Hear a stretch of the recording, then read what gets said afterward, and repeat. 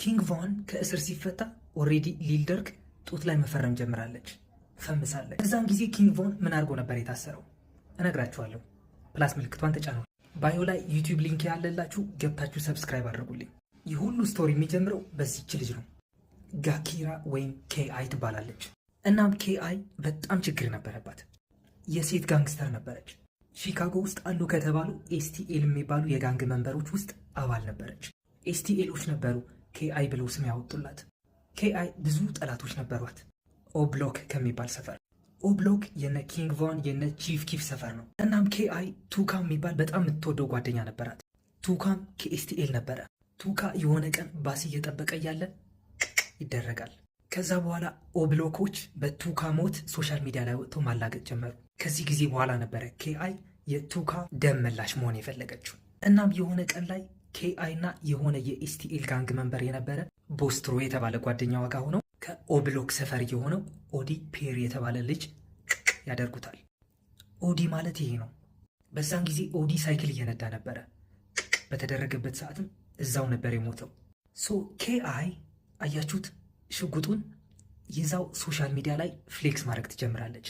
ይህ ማለት ኦዲ የገደልኩት እኔ ነኝ ማለት ነበር። ኤኒዌይስ ኦብሎክ ማለት ይህ ሰፈር ነው።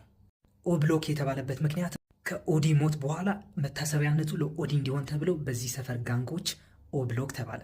በዛን ሰዓት ነበረ ኪንግ ቮን ስቶሪውን የተቀላቀለው። በኦዲ ሞት የተሰማው ኪንግ ቮን ነገሮቹን ፐርሰናል አድርጎ ወሰዳቸው። ምክንያቱም ኪንግ ቮን ችግር ነበረበት። ከጊዜ በኋላ የኬአይ ጓደኞች መሞት ጀመሩ፣ ባስትሮም ጨምሮ። ከግድያዎቹ በስተጀርባም ኪንግ ቮን እንዳለባቸው ይጠረጠራል። ኪንግ ቮን ትዊተር ገጹ ላይ በመሄድ ለኬአይ ይጽፍላታል። ወንዳ ወንድ ነች፣ ግን መልችኑ ጥብቅ ያለ ልብስ ለብሰሽ እማይሽ ምናምን ነገር አይነት ይልክላታል። ኬአይም ችግር የለውም እንገናኛለን፣ ይዘን እንፋጠጣታለን ትለዋለች። እናም ኪንግ ቮን እና ኬአይ እርስ በርሳቸው ያላቸውን ጥላቻ በጅንጀና መልክ አስመስለው ይጻጻፉ ጀመር። ነገሮች እስክሌት ማድረግ የጀመሩትም ጓደኛው ቲሮ እና ኪንግ ቮን አብረው እያለ ኪንግ ቮን እግሩ ላይ ሲደረግ ጊዜ ነው። ከዛ ጊዜ በኋላ ኬአይ ሌላ ጓደኛ ታጣለች። 2014 አካባቢ ኪንግ ቮን በሰው ነፍስ ተጠርጥሮ ይታሰራል። እስር ቤት ውስጥ ሆኖም እንኳን በኬአይ ማላገጥ አላቆመም። ኪንግ ቮን እህቱ ልኮ ትዊተር ላይ ፖስት እንድታደርግ ያዛታል።